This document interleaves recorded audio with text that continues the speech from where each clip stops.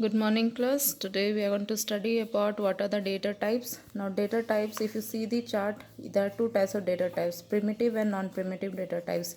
Primitive data types are integer, float, character, boolean, and non-primitives are classes, array, and interface.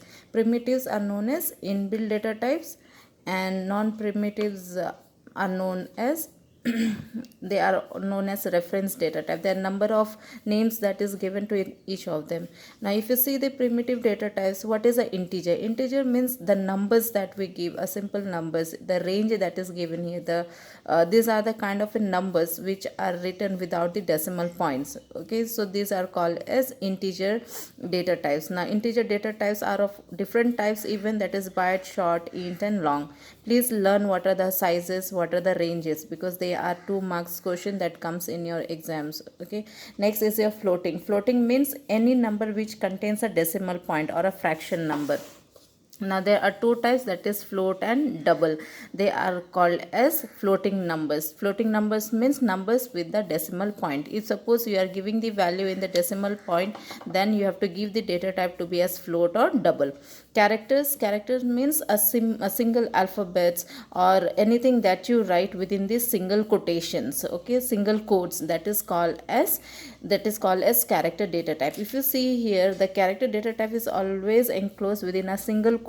If you can see the example that is given here, that is K, A, Q, within this single quote. Now suppose if I'm writing here, if I'm writing here character A, okay, the value is K. So this kind of descriptions are called as character data type with the value character. Okay, so boolean data types are used for true and false. If you have to give the value to be in true and false, then you have to give the data type to be as one boolean.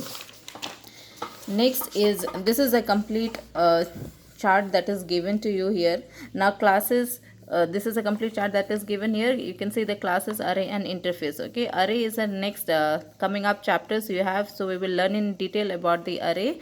It is a storage. Next is classes. We know what are the type, what is a class. Okay, class is a collections of objects. And interface, it contains different types of functions and methods together. Now variable is a identifier where it is located within the memory.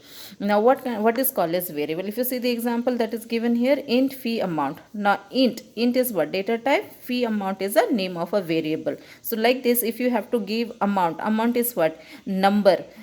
Amount can be decimal number, it can be a integer number. So since the example here it is given as integer, means the value you have to give it in integer. So this is about the variables. Other thing is about your, next is your what is a comment line? Comment lines means extra description that we give it to our program. Okay, there is single line comment, multiple line comment, and documentation comment. Now let us directly see the example, then you will understand what are these comments are the extra description that we give it to the program.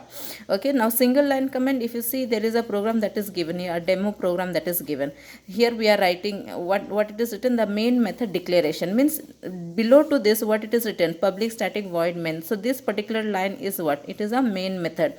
So we are just giving us a comment to it that this line means a main method. And up you can see multi-line comment, means you have got multiple comments given.